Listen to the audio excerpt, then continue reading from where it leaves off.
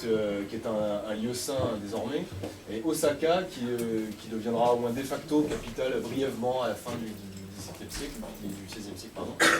Et puis Edo qui ne deviendra Tokyo que lors de la restauration Meiji qu'on a brièvement abordé tout à l'heure. Hokkaido étant situé au nord.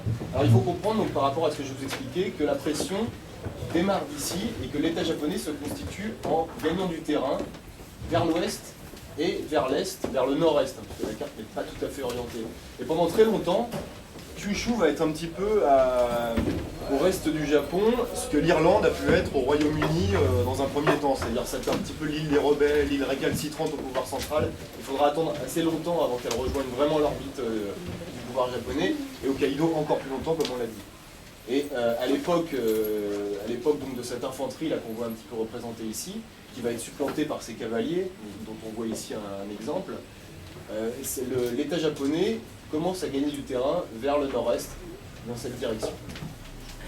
Et c'est cette plaine, le Kanto, la plus grande plaine du Japon, et pour ainsi dire, comme vous le voyez, l'une des seules plaines, puisque contrairement à ce qu'on imagine, le Japon, certes, est devenu un pays dont les villes sont très emblématiques, les mégapoles japonaises sont bien connues, mais c'est avant tout un pays de montagne, le Japon. Les 3/4 du pays sont couverts de montagnes plus ou moins élevées, et donc les plaines agraires sont assez peu nombreuses. Et dans un premier temps, beaucoup de combats ou beaucoup d'enjeux politiques vont avoir lieu pour le contrôle de ces plaines agricoles. Et la plaine principale, c'est le Kanto. Et étant l'une des seules plaines, elle est très favorable à l'élevage équestre. Et donc, par voie de conséquence, elle va contribuer à voir naître de grandes familles qui vont commencer à pratiquer les arts martiaux, à apprendre le combat à cheval. Il se trouve qu'en plus, elle est située un peu à l'époque sur les marches frontières. Et donc voilà le berceau des samouraïs, qui n'a pas fini de faire parler de lui. Et ça n'a évidemment rien à hasard si l'actuelle capitale est au cœur du Kanto. C'est vraiment le second berceau du Japon, le premier historique étant plutôt celui du Kinai, ici, autour de l'agglomération, devenue une grande agglomération, Kyoto, Osaka, Nara. Avec la frontière des Alpes japonaises, qui correspond grosso modo à la fracture un peu géoculturelle de la Loire en France, donc avec des habitudes alimentaires, des accents, des comportements un peu différents, disons, comme on peut le connaître dans tous les grands pays. En tout cas, suffisamment étendu géographiquement pour avoir une certaine mixité. C'est là que ça se passe. Voilà. Alors, évidemment, les samouraïs ne vont pas devenir les maîtres du pays comme ça du jour au lendemain. C'est un processus très lent qui va s'étaler sur plusieurs siècles. Je situe évidemment d'abord les grands repères historiques qui vous permettent de comprendre pourquoi est-ce qu'on est arrivé à cette domination des guerriers sur le pays et à ce que le Japon soit pratiquement associé au terme de samouraï. En tout cas, c'est assez récurrent. Ça fait partie des marronniers de la presse aussi. Alors, à l'époque du Haut Moyen-Âge, 3 pouvoirs concurrents se disputent l'hégémonie sur le pays. En théorie, le pouvoir politique est exercé par l'empereur. À l'époque, il est toujours le dépositaire de l'autorité politique. Mais il est déjà un petit peu en concurrence avec le haut clergé, comme on a pu le connaître aussi en Europe. Et dissipons tout de suite un malentendu, le bouddhisme n'est pas spécialement un grand courant religieux pacifique.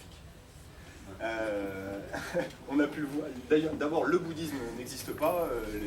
On devrait parler des bouddhismes au même titre que tous les grands courants religieux. Et le bouddhisme au Japon n'est pas particulièrement pacifique. On sait que les grands monastères qui représentent les grands courants, on emploie souvent le terme de secte, mais qui n'a rien de péjoratif hein, dans ce cadre précis-là. On sait que les grands monastères entretiennent des armées privées, qui équivalent, enfin en tout cas qui vont être comparés par les premiers missionnaires catholiques arrivés au Japon, qui vont être comparés aux Templiers, aux Hospitaliers, enfin aux ordres de moines soldats européens. Bon, vous faites ce que vous voulez de la comparaison, elle est quand même recevable dans une certaine mesure. Donc ces guerriers que vous voyez à gauche, hein, qui manient leur arme traditionnelle, le naginata, donc cette espèce de grande bouche, des fauchards, font respecter enfin entendent bien faire respecter les privilèges dont jouit le clergé japonais. Au besoin, ils font des manifestations très musclées, voire armées, hein, qui se terminent en émeute. Ils descendent en fait les monastères entourant Kyoto pour la protéger des démons. Il y a des points cardinaux qu'il faut protéger dans cette vision des choses, spirituelles du monde.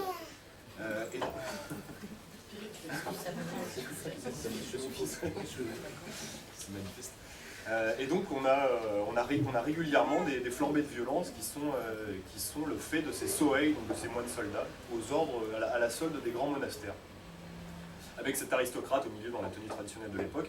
Et puis, à la fois pour faire face à ces flambées de violence, et surtout pour faire office de force de police, et aussi de force militaire, de force armée, puisqu'à l'époque c'est quasiment les seuls... la force armée est quasiment privée en fait, hein, et on n'a plus d'armée nationale. On fait appel de plus en plus à des guerriers paraprofessionnels ou professionnels, ceux qui vont devenir les samouraïs, et que vous voyez à droite de l'écran, là dans le plus pur style de l'époque. Alors voici les pères fondateurs de l'hégémonie samouraï. Le principal, c'est celui que vous voyez à gauche, qui s'appelle Minamoto no Yoritomo. Je ne vous demande pas, il n'y aura pas d'interrogation écrite, je ne vous demande pas de retenir tous ces noms extrêmement tarabiscotés que vous allez entendre pendant le cours de la soirée. Mais la dynastie éphémère des Minamoto a ceci d'important qu'elle remporte une grande bataille qui l'oppose à son clan rival, les Taira. Donc ça a été, si vous voulez, on pourrait tout à fait comparer l'épopée livresque entre les deux clans, parce qu'elle a été abondamment racontée dans des romans ou des gestes très emblématiques de l'histoire japonaise. On pourrait tout à fait comparer ça à l'Iliade en fait. On est vraiment dans ce rapport-là que les Japonais entretiennent à leur lointain passé. Ce sont donc les Minamoto qui sortent vainqueurs de cette guerre civile assez dure. Et Minamoto no Yoritomo va devenir shogun. Le premier shogun a décidé que ce titre va devenir héréditaire et va s'accompagner de fonctions politiques permanentes. Le titre l'a largement précédé, et le shogun au départ est une sorte de dictateur romain, c'est-à-dire l'empereur délivre un mandat pour un temps déterminé, pour aller soumettre une rébellion ou étendre les frontières de l'Empire, et ensuite le général en chef restitue son mandat et retourne à ses occupations. Lui va décider de constituer un pouvoir parallèle, militaire, qui va se développer en marge de l'administration civile.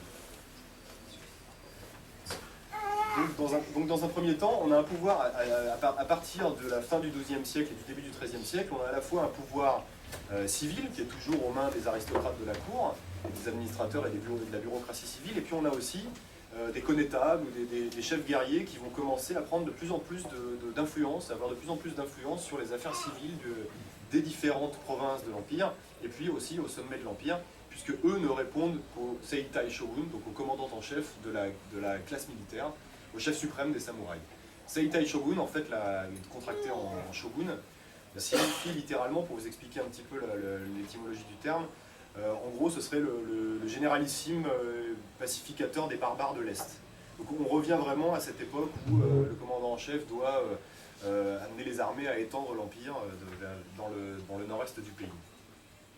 Minamoto no Yoritomo va assez peu jouir en fait de sa suprématie, il meurt assez rapidement après. Il ne fondera pas vraiment de dynastie, puisque si son fils lui succède, et si les Minamoto vont devenir un peu vont rester shoguns, ce seront des shoguns fantoches, complètement aux mains des Hojo, qui sont en fait une branche de la famille. Et là on est déjà dans cette tradition très japonaise du pouvoir derrière le trône, puisque le pouvoir n'est quasiment jamais exercé par celui qui en est le détenteur officiel au Japon. Et au fil des siècles, les écrans vont se multiplier derrière l'empereur. Puisque le shogun, en théorie, règne au nom de l'empereur, en fait, il va rapidement régner tout court et contraindre l'empereur à seulement avaliser ses décisions. Et ensuite, derrière, le shogun lui-même sera manipulé ou bien par des régents, ou bien par des shoguns retirés, ou bien par des grands chefs de guerre.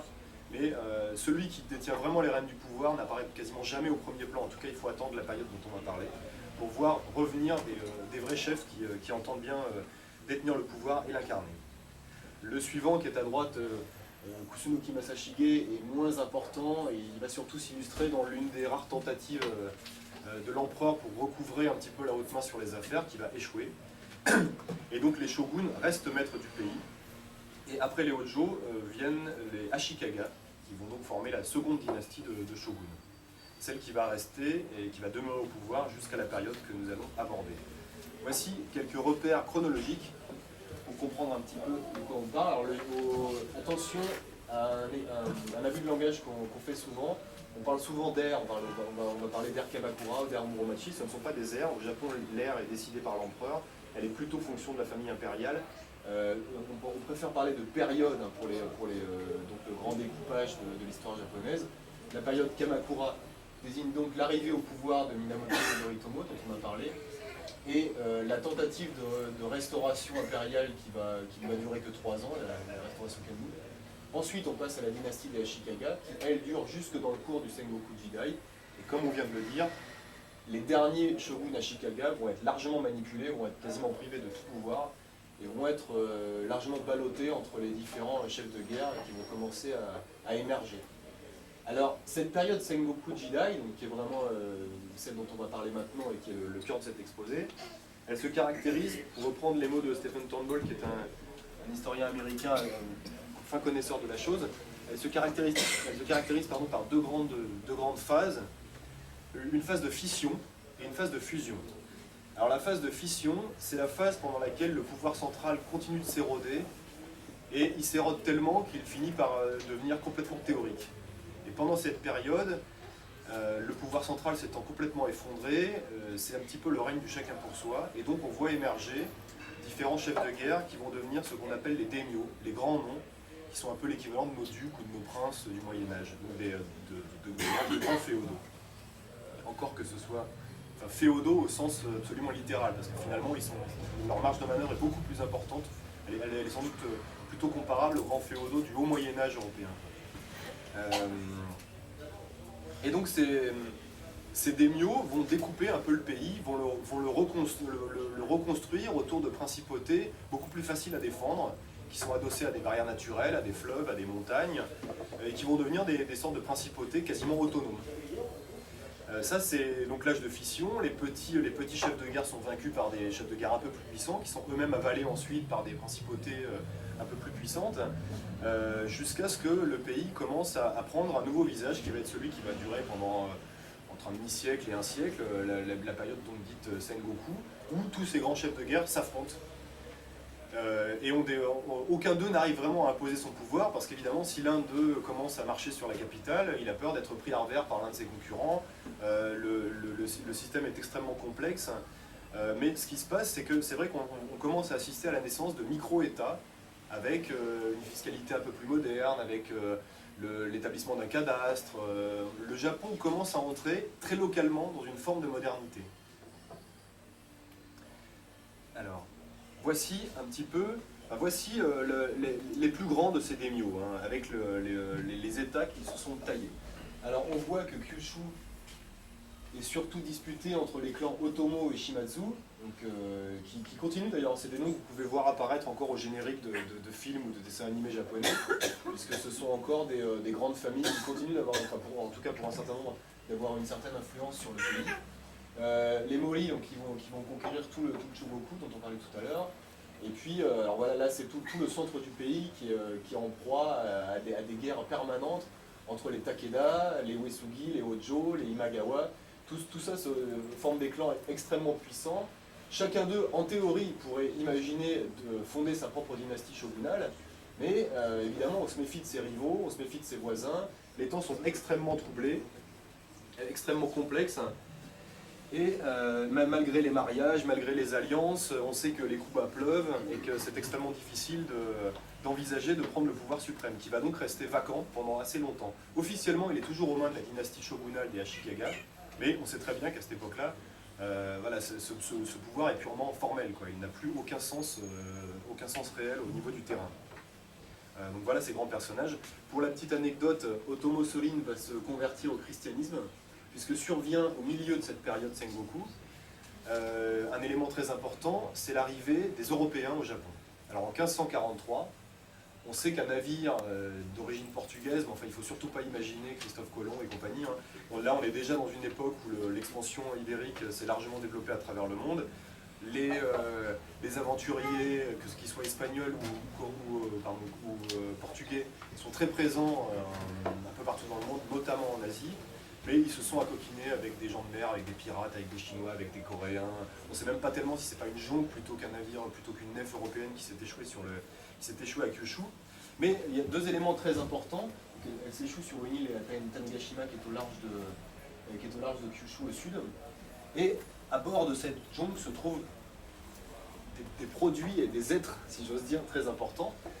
Les produits, ce sont des arquebuses, donc une arme à feu redoutable à l'époque, l'ancêtre du mousquet, un proto-fusil, et puis des missionnaires catholiques, qui vont commencer à prêcher l'évangile, surtout à Kyushu, puisque les grands succès rencontrés par les prêches vont surtout avoir lieu à Kyushu, même si on sait que des églises vont être montées un petit peu partout à travers le pays.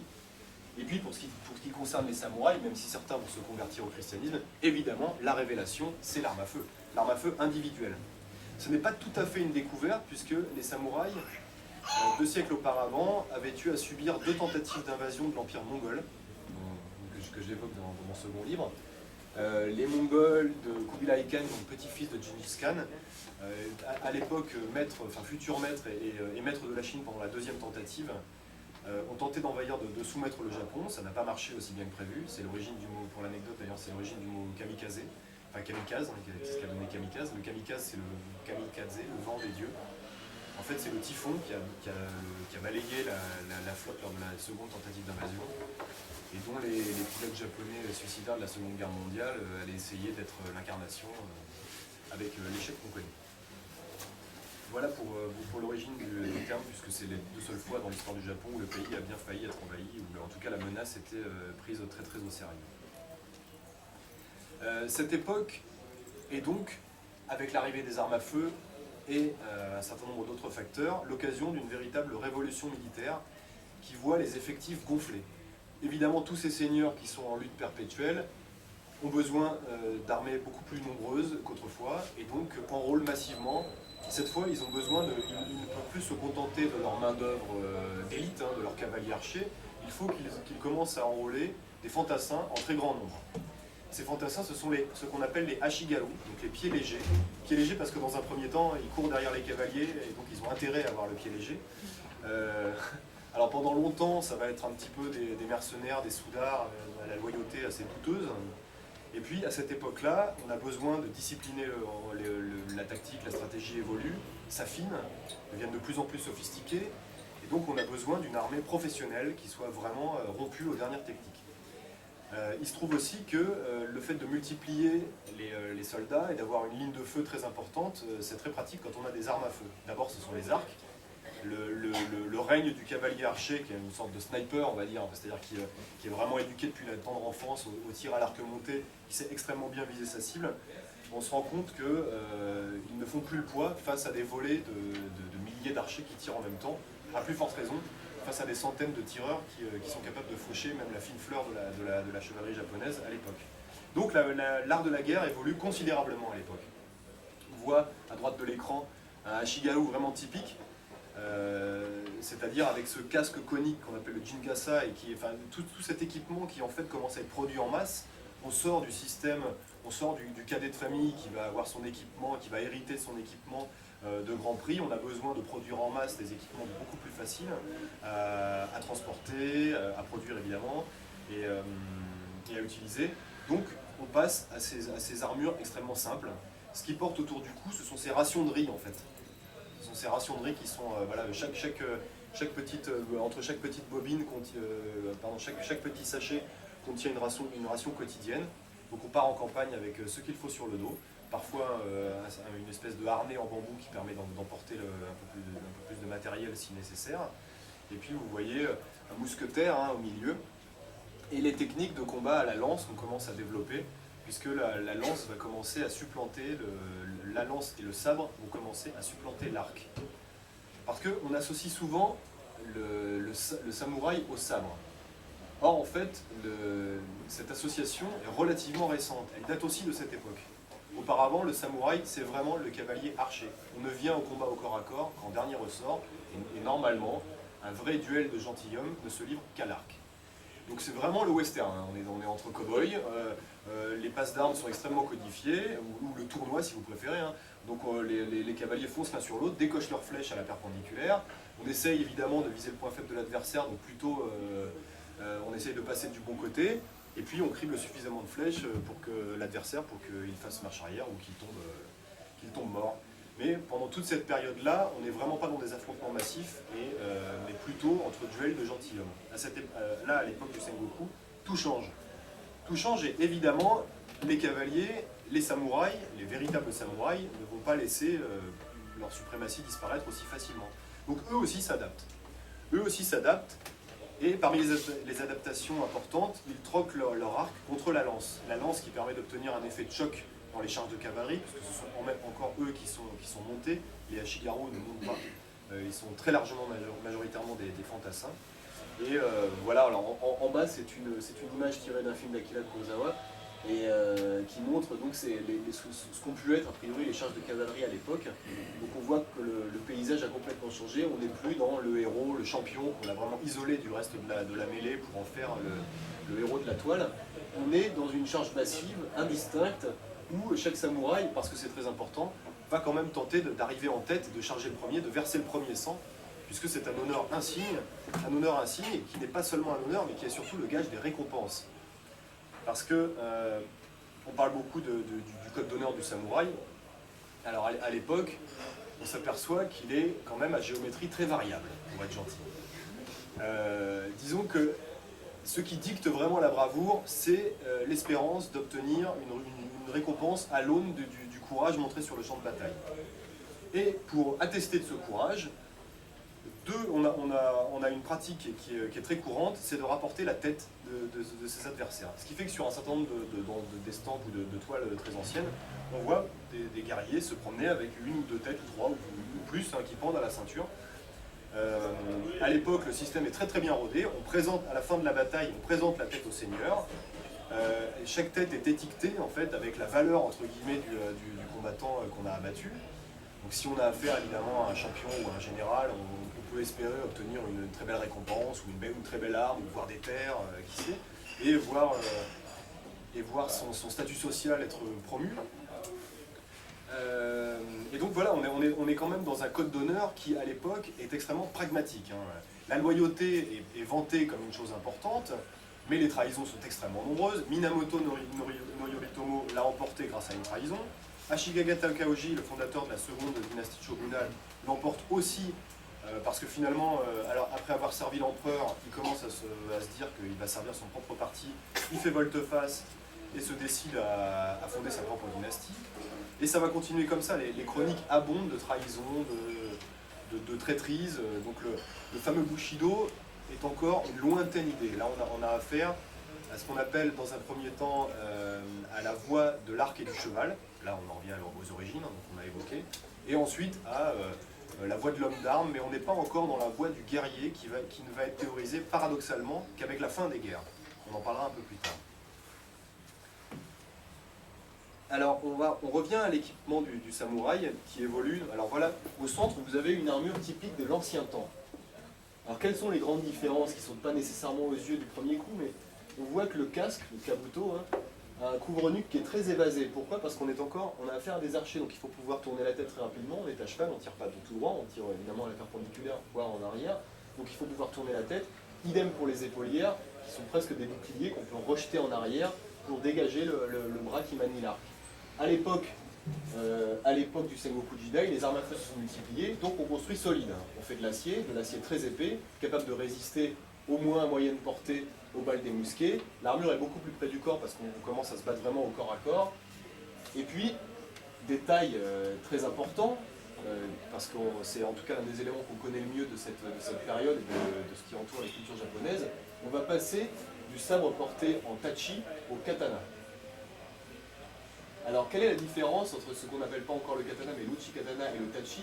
Vous le voyez, le tachi, c'est une arme de cavalier, qui est très comparable à tous les grands sabres de cavalerie qu'on a connus à travers l'histoire, c'est-à-dire qu'on le porte tranchant vers le bas, on dégaine, et puis on donne des grands coups de taille à cheval. Mais du jour où on commence à se battre bien plus à pied, où on a affaire à des armures très épaisses, il faut passer l'armure, et puis il faut pouvoir dégainer et se mettre en position de combat rapidement. Tu veux faire la démo? Oui, mais c'est bon. On peut, juste dégainer.